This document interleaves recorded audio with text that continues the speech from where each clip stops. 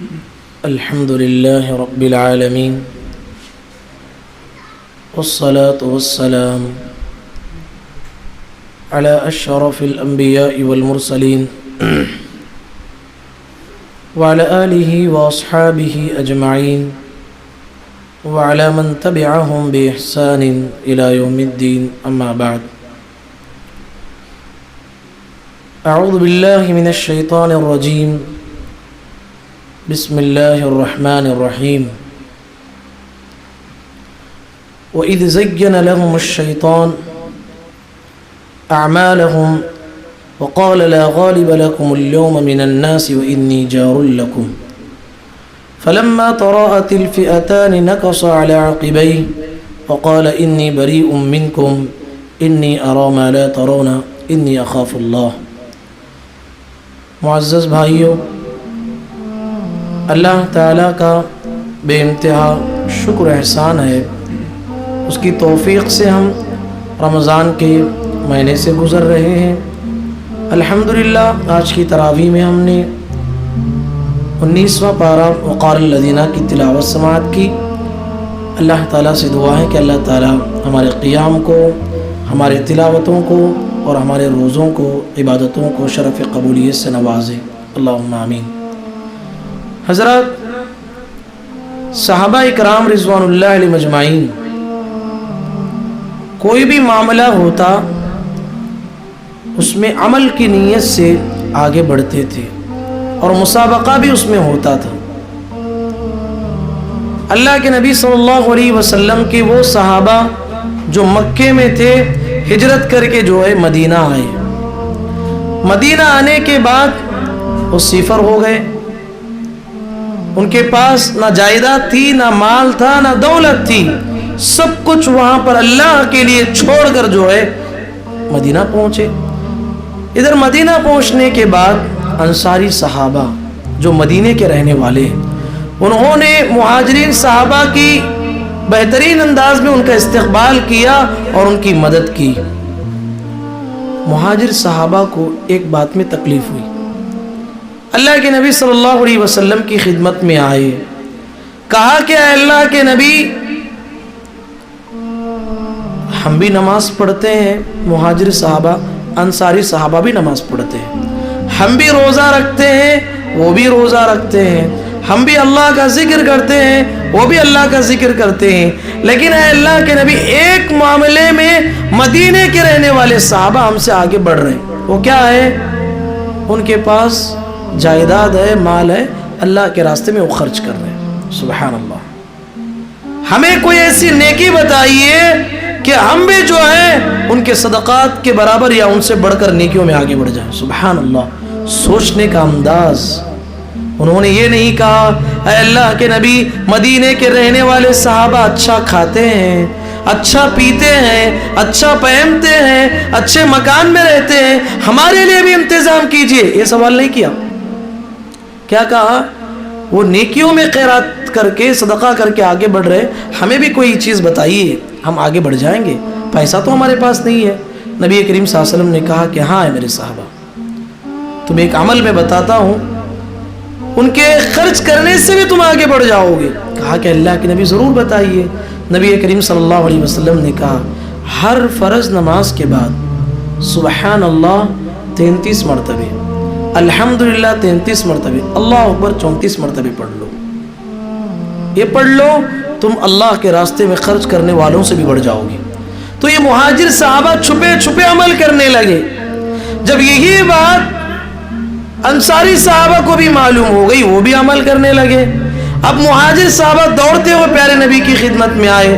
اے اللہ کے نبی، جو بات آپ نے ہمیں بتائی تھی ہم چھپتے ہوئے عمل کر رہے تھے، لیکن کیا معاملہ ہے کہ بات جو ہے انصاری صحابہ کو بھی معلوم ہو گئی، وہ بھی عمل کر رہے ہیں. نبی کریم صلی اللہ علیہ وسلم نے وہاں پر مسکراتے ہوئے کہا ذالک فضل اللہ یؤتیہ من یشاء. اے میرے صحابہ، یہ اللہ کا فضل ہے. اللہ جسے چاہتا ہے مال بھی دیتا ہے اور جسے چاہتا ہے عمل کی توفیق بھی دیتا ہے. یہ اللہ کا فضل ہے. سبحان اللہ. تو میرے بھائی، عمل میں مسابقہ، نیکیوں میں آگے بڑھنے کا جذبہ ہمارے دلوں میں ہونا چاہیے. خصوصاً یہ رمضان کا مہینہ ہو رہا ہے، اس میں صدقہ و خیرات میں، اللہ کے ذکر میں، عبادتوں میں ہمیں آگے بڑھنا ہے۔ آپ نے کل واقعات سنے جنگ بدر کے تعلق سے، ہم نے سنا تھا کہ شیطان کے تعلق سے، شیطان انسان کا ازلی دشمن ہے۔ اس نے کتنا بڑا دھوکہ جنگ بدر میں لوگوں کو دیا۔ جب اللہ تبارک و تعالیٰ نے آدم علیہ السلام کی تخلیق کی تو جتنے فرشتے وہاں پر تھے سب سے کہا کہ آدم کے لیے سجدہ کرو، فسجد الملائکۃ کلھم اجمعین الا ابلیس۔ وہاں پر سرکش ابلیس بیٹھا ہوا تھا، اس نے جو ہے سجدہ نہیں کیا۔ اللہ نے کہا قال ما منعك ان تسجد لما خلقت بیدی، اے شیطان میں نے آدم کو بنایا ہے اور میرا حکم ہے کہ اس کے سامنے سجدہ کر۔ شیطان نے کیا کہا؟ خلقتنی من نار وخلقتہ من طین، اے اللہ مجھے تو نے آگ سے بنایا اور اسے مٹی سے بنایا، اور مٹی کے سامنے جھکنے والا ہوں، تیرے سامنے 1000 سجدے کروں گا لیکن آدم کے سامنے نہیں کروں گا۔ اللہ تعالیٰ نے کہا فخرج انک من الصاغرین، یہاں سے نکل جا، تو ذلیل ہے، تو سجدہ نہیں کیا مطلب یہ نہیں، میری بات کی اطاعت نہیں کی تو نے۔ اسے معلوم تھا، یقین کے ساتھ اللہ سے دعا کیا انظرنی الی یوم یبعثون، اے اللہ قیامت تک کے لیے مہلت دے دے۔ تیری نظر میں بڑا محبوب تھا، بہت اچھا انسان تھا میں، لیکن اے اللہ جب تو نے اسے سجدہ کرنے کا حکم دیا اس کے بعد سے جو ہے تیرے پاس میں مبغوض بن گیا، ذلیل ہو گیا، اب مجھے قیامت تک کے لیے مہلت دے دے، میں اسے اور اس کی آنے والی ذریت کو گمراہ کر کے رہوں گا۔ قال رب بما اغویتنی لأزینن لهم فی الارض ولأغوینہم اجمعین، کہا کہ دنیا کو آدم کی اولاد کے سامنے مزین کر کے رکھوں گا، ایسا بناؤں گا دنیا کو، ایسا اس کے سامنے پیش کروں گا، پوری اس کی نسل کو برباد کر کے رہوں گا، الا عبادک منہم المخلصین، ہاں تیرے مخلص اور مخلص بندے جو ہے وہ میرے چنگل میں نہیں آئیں گے۔ اللہ تعالیٰ نے کہا قال ھذا صراط علی مستقیم، ہاں یہی سیدھا راستہ ہے، جو تیری اطاعت کرے گا، تیرے باتوں میں آئے گا وہ جہنم جائے گا، جو میری اطاعت و فرما برداری کرے گا، میرے پیغمبروں کی بات مانے گا، وہ جنت میں جائے گا۔ اب دیکھیے اللہ تعالیٰ نے بھی جنت اور جہنم کو ویسے ہی بنایا ہے۔ جب اللہ تعالیٰ نے جنت کو بنایا تو جبرائیل علیہ السلام کو بلایا، کہا کہ جبرائیل میں نے جنت بنائی ہے، تھوڑا مشاہدہ کر کے آؤ۔ حضرت جبرائیل علیہ السلام جنت گئے اور مشاہدہ کیا، دیکھ کر آئے، کہا کہ اے اللہ اتنی نعمتوں والی جنت تو نے بنایا ہے، اتنی بہترین جنت بنایا ہے، آدم علیہ السلام کا ہر بچہ، آدم علیہ السلام کی پوری اولاد اس میں جا کے رہے گی۔ اللہ تعالیٰ نے کہا جبرائیل اب جا کے دیکھو۔ پھر اللہ تعالیٰ نے جنت کو پریشانیوں سے، مصیبتوں سے، آزمائشوں سے گھیر دیا۔ جبرائیل علیہ السلام نے دیکھا کہ اے اللہ جنت تو بہتر ہے لیکن اسے جو گھیرا گیا ہے آزمائشوں سے، مصیبتوں سے، پریشانیوں سے، اے اللہ آدم کی اولاد میں سے کوئی بھی اس میں جا پائے گا ہی نہیں، ایسے تو نے جو ہے جنت کو گھیر کے رکھا ہے۔ اللہ نے کہا کہ جبرائیل جاؤ جہنم دیکھ کے آؤ۔ جہنم دیکھ کے آئے جبرائیل علیہ السلام، کہا کہ اے اللہ جہنم میں ایسے ایسے عذابات تو نے تیار کر رکھا ہے، آدم کا ایک بچہ بھی اس میں جائے گا ہی نہیں، آدم کی اولاد جائے گی ہی نہیں اس میں۔ اللہ تعالیٰ نے کہا پھر اب جا کے دیکھ کے آؤ۔ جبرائیل علیہ السلام جا کے دیکھ کے آئے، شہوتوں سے، دنیا کی خواہشات سے، نفسانی خواہشات سے، گناہوں سے جو ہے جہنم کو گھیر دیا گیا۔ جبرائیل علیہ السلام نے آ کر کہا کہ اے اللہ مجھے تو لگتا ہے کہ کوئی بھی اس سے بچ نہیں پائے گا، ہر ایک اس میں جا کے رہے گا، کیونکہ شہوتوں سے، لذات سے اور دنیا کی خواہشات سے تو نے اسے گھیر رکھا ہے۔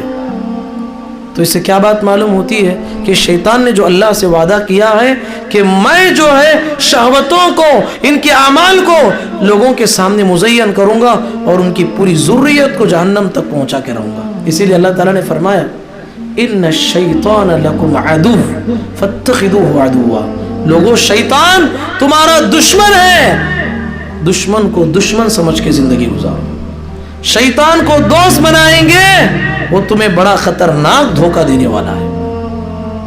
شیطان کی بڑی خواہش ہوتی ہے کہ انسان کو کسی بھی لحاظ سے شرک میں مبتلا کرے، کیونکہ وہ جانتا ہے کہ جو بھی آدمی شرک کیا وہ مخلد فی النار ہے، کبھی جہنم سے نکلنے والا نہیں۔ بڑی کوشش ہوتی ہے، اسی لیے آپ دیکھیں گے اللہ کے نبی صلی اللہ علیہ وسلم نے احادیث میں ایک دعا سکھائی، اللہم انی اعوذ بک من ان یتخبطنی الشیطان عند الموت۔ اے اللہ، سکرات کی حالت میں، موت کے وقت میں، اے اللہ، شیطان کا مجھے گمراہ کرنے سے میں تیری پناہ مانگتا ہوں۔ خاص کر کے شیطان موت کے وقت لوگوں کو گمراہ کرنے کی بڑی کوشش کرتا ہے، اس سے اللہ کی پناہ مانگنا چاہیے۔ امام احمد بن حنبل رحمۃ اللہ علیہ ایک بہت بڑے امام گزرے ہیں۔ امام احمد بن حنبل رحمۃ اللہ علیہ بہت شدید مرض میں تھے، لوگوں نے جو ہے سمجھ لیا کہ اب ان کی موت واقع ہونے والی ہے، اس لیے ان کے بازو میں بیٹھ کے لا الہ الا اللہ پڑھ رہے ہیں، لا الہ الا اللہ کی تلقین کر رہے ہیں۔ امام احمد بن حنبل رحمۃ اللہ علیہ جو ہے لا لا لا پڑھ رہے ہیں، نہیں پڑھ رہے، تو کتنی بڑی بات ہو گئی، لوگ پریشان ہو گئے، اتنے بڑے عالم، اتنے بڑے امام، ہم لا الہ الا اللہ کی تلقین کر رہے ہیں اور آخری وقت میں لا الہ الا اللہ نہیں پڑھتا ہوں بول رہے ہیں۔ جب تھوڑی دیر افاقہ ہو گیا، لوگوں نے پوچھا، ان کے بیٹوں نے پوچھا، ابا جان آپ کیوں یہ بات کہہ رہے تھے؟ کہا کہ بیٹوں، میں تمہارا جواب نہیں دے رہا تھا، شیطان کا جواب دے رہا تھا، شیطان مجھے کہہ رہا تھا اے احمد میرے ہاتھ سے تو اب نکل گیا، میں کہہ رہا تھا نہیں ابھی بھی میں تیرے ہاتھ سے نہیں نکلا ہوں، تو آخری وقت میں مجھے گمراہ کر سکتا ہے، اس لحاظ سے میں اس کو جواب دے رہا تھا۔ تو اس لحاظ سے بات معلوم ہوتی ہے آخری لمحات میں شیطان کی کوشش ہوتی ہے کہ انسان کو جو ہے شرک کروائے، کیونکہ اللہ کا قانون ہے جس آدمی کا کلمہ آخری کلمہ توحید کا ہے وہ جنت میں جائے گا، اور جو آدمی آخری کلمہ اگر شرک اس کی زبان سے نکل گیا وہ ہمیشہ والی جہنم میں چلے جائے گا۔ تو اس کی بڑی کوشش ہوتی ہے، اور شیطان کی دوسری کوشش ہوتی ہے کہ آدمی شرک سے بچ گیا تو اسے بدعات میں مبتلا کرنا چاہتا ہے، کیونکہ شیطان کو زانی سے زیادہ بدعاتی پسند ہے، چور سے زیادہ بدعاتی پسند ہے، شیطان کو قتل کرنے والے سے بڑھ کر بدعاتی پسند ہے۔ کیوں؟ اس لیے کہ چوری کرنے والا چور چوری کو وہ گناہ سمجھتے ہوئے چوری کرتا ہے، زنا کرنے والا ایک زانی زنا کو جرم سمجھتے ہوئے کرتا ہے، قتل کرنے والا قاتل قتل کرنے کو گناہ سمجھ کے قتل کرتا ہے، لیکن بدعاتی کو دیکھو، بدعات کے کام کو انجام دیتے ہوئے اسے نیکی سمجھتا ہے، اس راستے میں مال لٹاتا ہے، دولت لٹاتا ہے۔ اس لیے شیطان کو کبیرہ گناہ والوں سے بڑھ کر بدعاتی پسند ہوتا ہے۔ کل قیامت کے دن ساری انسانیت کے سامنے اللہ کے نبی صلی اللہ علیہ وسلم حوض کوثر سے پانی پلا رہے ہوں گے اپنی امت کو، وہاں پر فرشتے بعض لوگوں کو دھکے مار کے ہٹائیں گے، کہیں گے کہ اے محمد آپ کی امت کے یہ وہ لوگ ہیں جو آپ کے جانے کے بعد آپ کی دین میں نئی چیزوں کو داخل کیا، نئی عبادتوں کو داخل کیا۔ نبی کریم صلی اللہ علیہ وسلم میدان محشر میں ساری انسانیت کے سامنے برہم ہو جائیں گے، کہیں گے سحقن سحقن لمن غیر دینی بعدی، دوری ہو تمہارے لیے، دوری ہو تمہارے لیے جو میرے بعد میرے دین میں تحریف کر دیا، میرے دین کو بدلا دیا۔ کتنا بدنصیب ہوگا وہ شخص، کل قیامت کے دن اللہ کے نبی صلی اللہ علیہ وسلم اسے دھتکار دیں گے۔ تو شیطان کی بڑی کوشش ہوتی ہے کہ لوگوں کو بدعات میں مبتلا کرے۔ حضرات شیطان کی مکاریوں کو سمجھنا ہے، اللہ تعالیٰ نے سورہ ابراہیم میں اس کی تقریر کو ہی نقل کیا ہے۔ جب جہنمی جہنم میں چلے جائیں گے، جنتی جنت میں چلے جائیں گے، تو جہنم میں ایک اسٹیج پر کھڑ کر شیطان تقریر کرے گا سارے جہنمیوں کے سامنے۔ اللہ تعالیٰ نے بیان کیا ہے وقال الشیطان لما قضی الامر ان اللہ وعدکم وعد الحق ووعدتكم فأخلفتكم وما كان لي عليكم من سلطان إلا أن دعوتكم فاستجبتم لي فلا تلوموني ولوموا أنفسكم ما أنا بمصرخكم وما أنتم بمصرخي إني كفرت بما أشركتموني من قبل إن الظالمين لهم عذاب أليم۔ اللہ اکبر۔ تقریر کرے گا، کہے گا کہ لوگوں میں نے تم سے وعدے کیے تھے اور اللہ نے بھی وعدہ کیا تھا. میرے وعدے جھوٹے تھے, اللہ کے وعدے سچے تھے. وما كان لي عليكم من سلطان, دنیا میں صرف میں تم پر میرا کوئی زور نہیں تھا, بس گناہوں کی طرف بلایا میں, تم جو ہے لپک کے آ گئی. فاستجبتم لی فلا تلومونی ولوموا انفسکم, آج کے دن میں بھی جہنم میں ہوں اور آپ بھی جہنم میں ہیں. جہنم میں جا کے مجھے ملامت نہیں کرنا, اپنے آپ پہ ملامت کر لو. کیوں میں شیطان کے راستے کو اختیار کیا؟ کون بول رہا ہے؟ شیطان کی تقریر ہے. انی کفرت بما اشرکتمونی من قبل, وہ کہے گا کہ تم نے جو کچھ اللہ کے ساتھ شرک کیا ہے, کفر کیا, اسے میں بری ہوں. ظالموں کے لیے تو بہت بڑا دردناک عذاب ہے. اللہ اکبر. یہ ہے شیطان کی تقریر. قیامت کے دن جہنم میں جو ہے یہ سارے جہنمیوں کے سامنے تقریر کرنے والا ہے, اپنے آپ کو جو ہے بری بتانے والا ہے. تو حضرات شیطان کی مکاریوں کو سمجھنا ہے. میں نے تفصیل سے اس لیے کہا کہ جنگ بدر میں شیطان کس کی شکل میں آیا تھا؟ بارک اللہ فیکم. ایک صحابی تھے جو بعد میں اسلام قبول کیے, سراقہ بن مالک. یہ کون صحابی ہے؟ جب نبی کریم صلی اللہ علیہ وسلم ہجرت کے لیے نکل گئے, غار ثور میں چھپے ہوئے تھے, تو مشرکین پوری تلاش کے بعد اعلان کیا کہ جو بھی آدمی محمد کو یا ابو بکر کو زندہ یا مردہ پکڑ کے لائے گا اسے ہم 100 اونٹ سرخ اونٹ دینے والے ہیں. اب یہ اعلان کو سن کے بڑے بڑے لوگ نکل گئے باہر.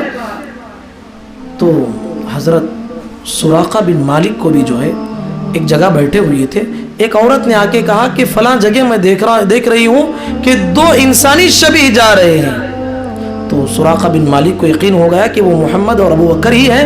کہا کہ تم نے کسی اور کو دیکھا ہے, چلے جاؤ. جب وہ عورت چلے گئی تو اپنے گھوڑے کو لے کے پیچھے سے نکل گئے تاکہ اس بڑے انعام کو حاصل کرے جو سارے مشرکین نے لگایا تھا کہ 100 سرخ اونٹ ملنے والے ہیں. جب نبی کریم صلی اللہ علیہ وسلم کے قریب تک پہنچے, نبی صلی اللہ علیہ وسلم کی خیرات بھی وہ سن رہے تھے, اچانک ان کا گھوڑا جو ہے زمین میں دھس گیا. پھر جو ہے کسی طریقے سے کوشش کیے, پھر آگے بڑھے, پھر ان کا گھوڑا دھس گیا. 2-3 مرتبے ہو گیا. اسے یقین ہو گیا کہ یہ پیغمبر ہے, انہیں میں پکڑ نہیں سکوں گا. پھر زور سے پکارا نبی کریم صلی اللہ علیہ وسلم کو, اپنے پاس جو کچھ لایا تھا کھانے کی چیزیں دینے کی پیش کرنے کی کوشش کی. نبی کریم صلی اللہ علیہ وسلم نے نہیں لیا اور نبی کریم صلی اللہ علیہ وسلم سے امن مانگ لیا. اور نبی کریم صلی اللہ علیہ وسلم نے سراقہ کو ایک پیشن گوئی فرمائی, سراقہ مال کے لیے تم مجھے پکڑنے کے لیے آئے ہو, میں تمہیں پیشن گوئی دیتا ہوں. کسرا جو ایک بہت بڑا سپر پاور طاقت کا ایک بادشاہ ہے, اتنی بڑی سلطنت کا بادشاہ ہے, اس کے کنگن تم پہنو گے. ایک زمانہ آئے گا اس کے ہیرے جواہرات تم پہنو گے. چلے گئے. واقعتاً یہ واقعہ ہوا کب؟ عمر بن خطاب رضی اللہ عنہ کے زمانے میں جو ہے جب کسرا کو فتح کیا گیا, اس کے کنگن ہاتھ میں لائے گئے. عمر بن خطاب رضی اللہ عنہ نبی کریم صلی اللہ علیہ وسلم کی ایک پیشن گوئی مکمل کرتے ہوئے سراقہ بن مالک کو بلایا اور ان کے سارے کنگن اور ہیرے جواہرات تھوڑی دیر کے لیے انہیں پینا ہے. اللہ اکبر. تو ان کی شکل میں آیا تھا شیطان. جنگ بدر کے واقعات میں سے ایک اہم واقعہ یہ بھی تھا کہ عمیر بن حمام رضی اللہ عنہ, ایک کون صحابی ہے, نبی کریم صلی اللہ علیہ وسلم اعلان کر رہے تھے, لوگوں جنگ بدر میں اعلان کر رہے تھے کہ لوگوں آگے بڑھو اللہ کی اس جنت کی طرف جس کی چوڑائی آسمان و زمین کے برابر ہے. وہ آئے, کھجور کے خوشہ ہاتھ میں تھا. کہا کہ اللہ کے نبی آپ مجھے جنت کی گارنٹی دیں گے کیا؟ کہا کہ ہاں جنت کی گارنٹی دیتا ہوں. کہا کہ اللہ کے نبی آپ کی زبانی جنت کی گارنٹی ملتی ہے, میں ابھی جاتا ہوں جنگ میں. اور لڑ رہے تھے, ہاتھ میں کھجور تھا, سوچنے لگے کھجور کھاؤں گا تو جنت میں پہنچنے کے لیے تاخیر ہوگی, پھینک دیا اور اللہ کے راستے میں بدر میں لڑتے رہے شہید ہو گئے. صحابہ کہتے تھے عمیر بن حمام یہ وہ صحابی ہیں جنہوں نے اللہ کے لیے نہ ایک مرتبہ بھی سجدہ کیا, نہ ایک نماز بھی پڑھی, نہ ایک روزہ بھی رکھا, بلکہ حج بھی نہیں کیا, کچھ بھی نہیں کیا, ایک سجدہ بھی نہیں کیا, سیدھے جنت چلے گئے. یہ وہ صحابی ہیں.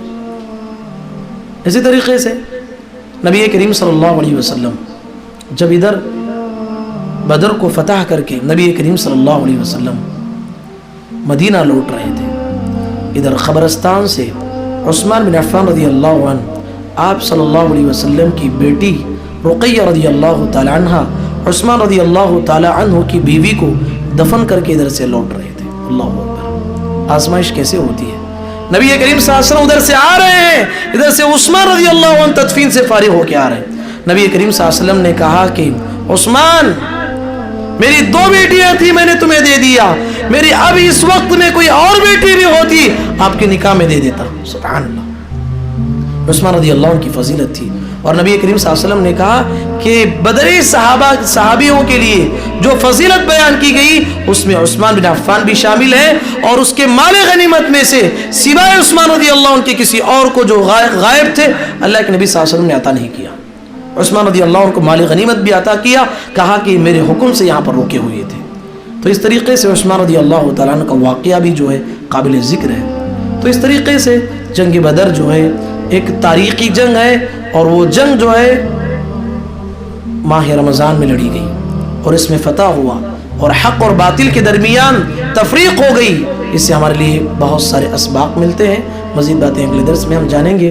اللہ تعالیٰ سے دعا ہے کہ اللہ تعالیٰ کہنے والے اور سننے والوں کو, پروردگار ہم تمام کو اسلامی تعلیمات کے مطابق ہمیں زندگی گزارنے کی توفیق نصیب فرما. پروردگار ہمیں صحابہ کرام رضوان اللہ علیہ مجمعین کی زندگیوں سے اسباق حاصل کرتے ہوئے اپنی زندگی میں ویسا ایمان پیدا کرنے کی توفیق نصیب فرما. اللہم آمین. وآخر دعوانا الحمدللہ رب العالمین. سبحانک اللہم وبحمدک اشہد ان لا الہ الا انت استغفرک واتوب الیک. السلام علیکم ورحمۃ اللہ وبرکاتہ.